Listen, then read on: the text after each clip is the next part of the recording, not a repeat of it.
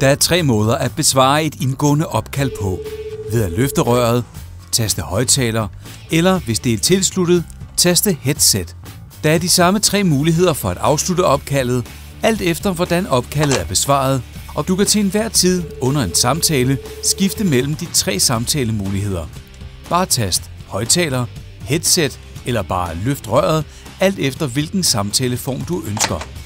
Hvis du ikke ønsker at besvare et indgående opkald, kan du afvise det ved at taste på Soft-tasten under teksten Afvis i displayet. Herved vil opkaldet blive viderestillet til din beskedsvar, hvis du har denne funktion tilknyttet din TDC Scale-løsning. Ellers vil opkaldet høre en optaget tone. Du ringer op ved at taste nummeret og løfte røret, taste højttaler eller headset, og telefonen ringer straks op. Terminalen har også en genkaldsfunktion.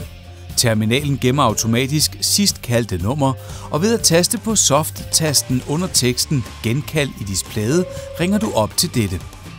Du kan afbryde mikrofonen ved at taste på mikrofontasten, som derefter vil lyse rødt. Ved at taste på den igen, slår du mikrofonen til igen.